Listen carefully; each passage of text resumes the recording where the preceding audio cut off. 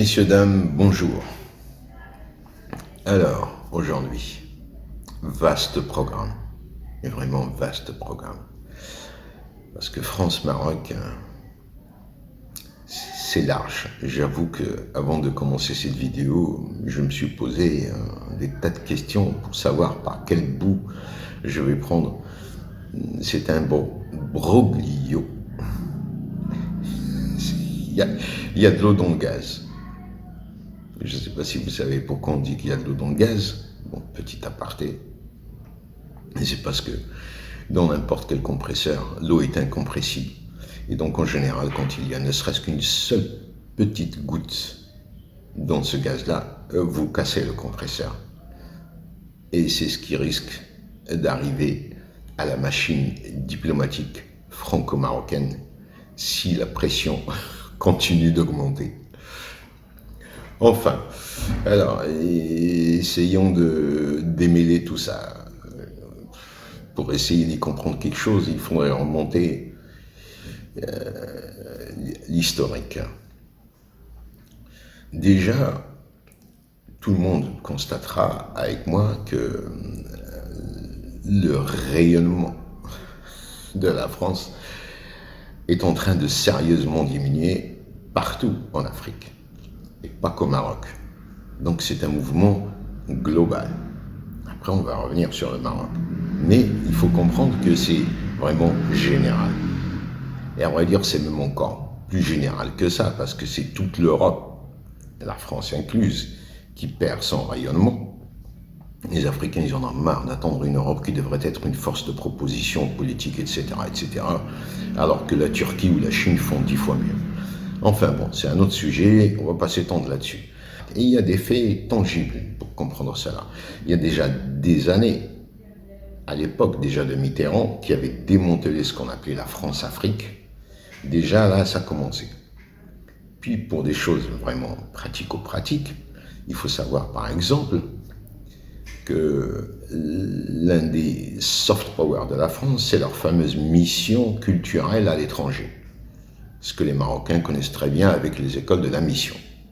Ces fameuses écoles, elles étaient accessibles à tous les Marocains et elles étaient avec des prix relativement abordables. Il y a des années, pour des restrictions budgétaires, ils avaient réduit les aides à toutes ces écoles-là et ils leur avaient demandé de s'auto-financer. Résultat, les prix ont flambé et vous avez les 3/4 des Marocains qui passaient par cette filière-là. Pour les 3/4, ils ont abandonné. Déjà, ça a commencé, premier coup. Le deuxième coup, c'est il y a pas très longtemps, je ne me rappelle plus, 4-5 ans, où la France a décidé d'un seul coup de... ces facultés n'étaient plus gratuites, d'instituer des frais d'inscription et autres pour toutes ces facultés. Vous comprenez le nombre de Marocains aussi qui vont poursuivre leurs études en France est relativement important et que d'un seul coup c'était devenu inabordable. Résultat des courses, tout cela a créé un certain sentiment où le Marocain en général aujourd'hui et l'étudiant en particulier, il se dit qu'après tout, pourquoi il n'irait pas faire ses études aux États-Unis, au Canada, en Chine, en Ukraine, en Russie, en Roumanie, au Sénégal. Les Marocains aujourd'hui vont partout. Ce dont ils ne se rendent pas compte, les Français, c'est qu'en général, tous ces étudiants perdus, lorsqu'ils avaient fini leurs études, et pour beaucoup y revenaient, c'était des ambassadeurs de la France, qui parlent français, qui sont francophiles, francophones, et surtout consommateurs de produits français. Tout ça est en train de disparaître si ce n'est pas déjà fait. D'ailleurs, l'Espagne en a profité, c'est notre premier fournisseur. Enfin, donc ça c'était pour le globalement. Mais maintenant, pour rentrer vraiment dans le franco-marocain, les choses, elles ont commencé à empirer vraiment et sérieusement, à part cette histoire de visa, on y reviendra, après le fameux tweet de Trump. Après le fameux tweet de Trump, le Maroc, quand même, s'attendait à ce que son partenaire son allié traditionnel, comme ils disent partout dans les journaux, fasse un geste. La France était les plus proches. Il ne s'est rien passé. C'est à cette époque-là que Mboulota, déjà, il avait lancé un message aux Européens en leur disant qu'il fallait qu'ils sortent de leur zone de confort. C'était ça qu'il voulait dire. Il fallait qu'ils sortent de cette ambiguïté de on est avec, pas avec, Sahara, solution pragmatique, etc., etc. Vous connaissez la fameuse formule. Il nous fallait un oui franc. Et cela nous a entraînés dans des crises diplomatiques, aussi bien avec l'Espagne qu'avec l'Allemagne, que l'on a fini par résoudre. Je ne vais pas entrer dans les détails, regardez mes vidéos en dessous. Et maintenant, on en arrive au gros morceau, la France. Là-dessus est venue s'ajouter cette histoire de visa. Elle est, à vrai dire, plus psychologique qu'autre chose. Parce que l'inflexion véritable, c'est que des crises entre la France et le Maroc, bien sûr, il y en a eu des tas, mais que jusque-là, c'était resté institutionnel. Et tant que ça restait institutionnel, le citoyen lambda ne le sentait pas tant que cela. Mais maintenant, depuis que ça touche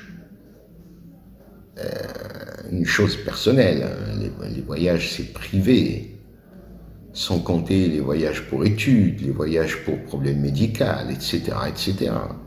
Et quand on voit toutes les affaires qui s'étalent sur la presse, même française, concertant certains cas, mais alors vraiment humiliants.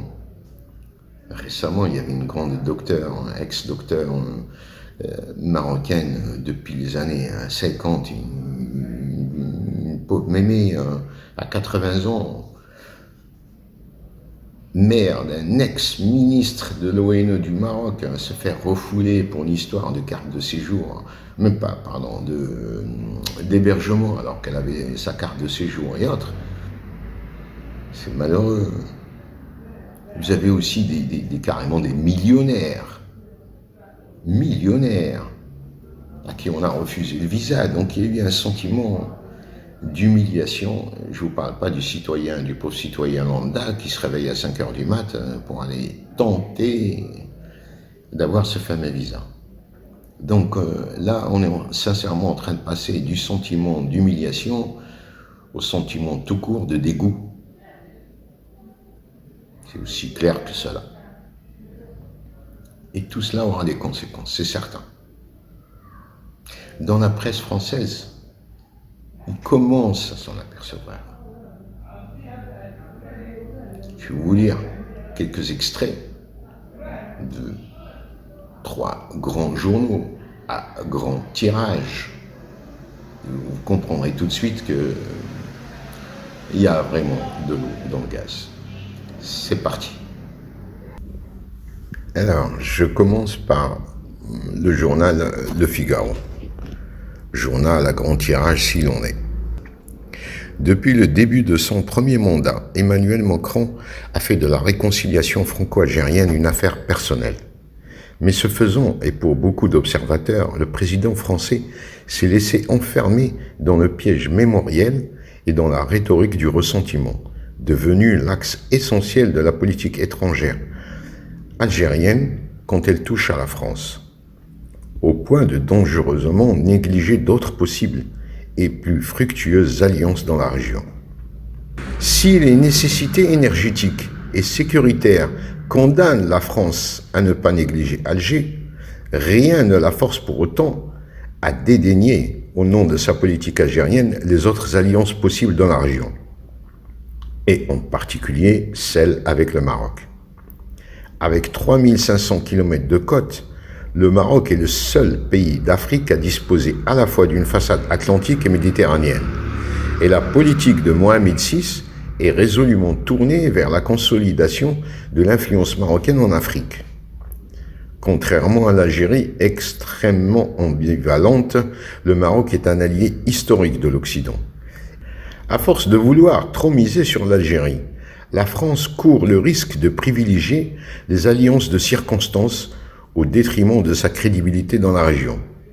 Il importe qu'Emmanuel Macron ne soit pas tenté de sacrifier Rabat pour Alger. Voilà pour la chronique du Figaro. Mais ce n'est pas le seul.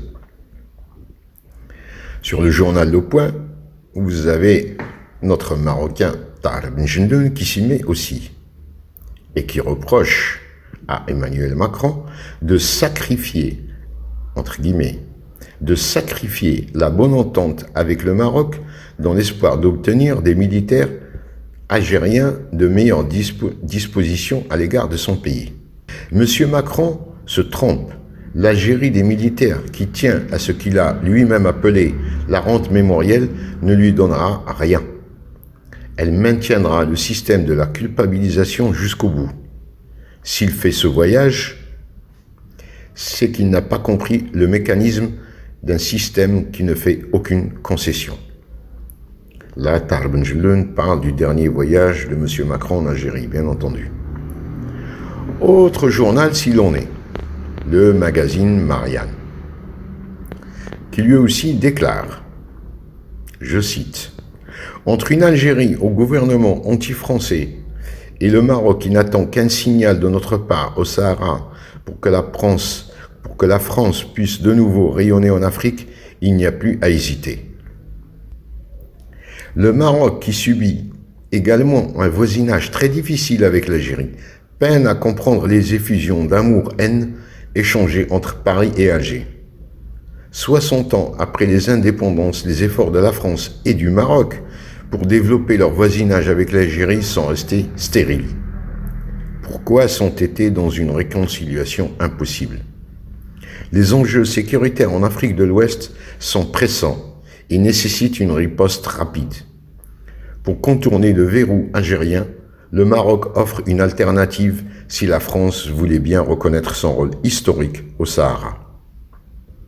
Belle conclusion. Donc, comme vous voyez et comme vous pouvez le constater, il y a vraiment un problème. Si je vous ai lu ces extraits, c'est que je ne pouvais pas mieux commenter l'affaire. Enfin, revenons donc au sujet. Il y a un détail très important. Depuis le fameux discours de la révolution du roi et du peuple, le Maroc a clarifié ses demandes. Et c'est une demande à peine voilée à la France de sortir de la zone grise. Le message était absolument clair. Et si ce message-là n'était pas suffisamment clair, il y a eu d'autres messages depuis que le président Macron avait décidé sa visite d'État en Algérie. Figurez-vous qu'au même moment, le Maroc recevait la ministre des Affaires étrangères allemande. 1. 2.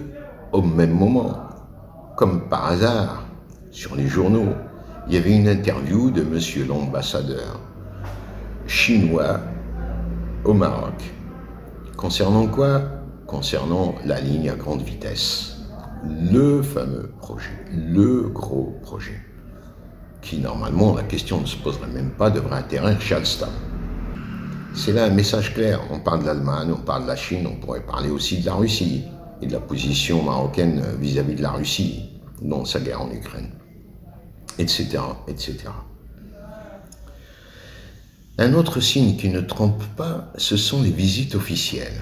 Tout le monde aura remarqué que des visites officielles françaises, ça fait longtemps. Déjà pour le détail concernant Macron. Avant même son élection, il avait visité la Tunisie et l'Algérie. Et immédiatement après son élection, il était venu au Maroc. Il était attendu pour une visite officielle. En fin de compte, ça va se terminer avec ce qu'il appellera une visite familiale. Et c'est ce qui se passera. Une prise de contact, ils appelleront cela. C'était le tout début entre Sa Majesté et M. Macron. Puis on ne reverra plus le monsieur Macron jusqu'au jour de l'inauguration du fameux TGV. Une affaire que d'ailleurs avait réglé Sarkozy avant lui. Mais bon. Et puis plus rien. Mais plus rien, même question officielle de haut rang. Rien que ça vous montre le froid. Comme l'appellent certains, la crise silencieuse, le froid glacial. Enfin, les termes ne manquent pas sur les journaux. Autre fait récent, parmi les gestes qui énervent et qui titillent, après la visite de Macron en Algérie, dans la semaine, Macron qui annonce sa visite prochaine, en octobre, au Maroc. Le pire, c'est la façon, au détour d'une simple petite interview lors d'un concert au Touquet, à Paris. On lui pose la question: Monsieur le Président, vous avez été en Algérie, est-ce que vous irez au Maroc? Et lui répond tout de go: oui, j'y vais prochainement, très bientôt, en octobre. Le Maroc officiel n'a pas beaucoup apprécié la blague. C'est pas comme ça que les choses se font avec un pays multiséculaire comme l'Empire du Maroc. Pour rigoler. Le Royaume du Maroc. Il y a des règles. On n'annonce pas une visite d'État au milieu d'un concert de musique. Surtout dans l'ambiance actuelle. C'est surtout ça qui dramatise. Enfin, à vrai dire, et pour finir, depuis l'ère Chirac, on est passé dans un nouveau monde politique français. C'est terminé les hommes d'État de la stature d'un Delors, le panache d'un De Villepin, Rocard et même un DSK. Et je ne vous parle pas des Mitterrand et autres. Nous sommes passés à l'ère du blink-blink avec Sarkozy. Puis nous sommes passés au flanc. Le fameux Hollande avec son scooter. C'est un rétrévillaire ou je ne sais plus comment il s'appelle. Et nous en arrivons maintenant au jeune petit Macron avec sa mémé. Enfin, c'est une autre ère. C'est une autre ère. Voilà, je terminerai simplement avec la phrase en commentaire d'un politicien français qui a dit ceci: lorsque Macron regarde le bilan de ses mandats, Mohamed VI toise l'histoire. Chers amis, je vous dis à ciao et à bientôt.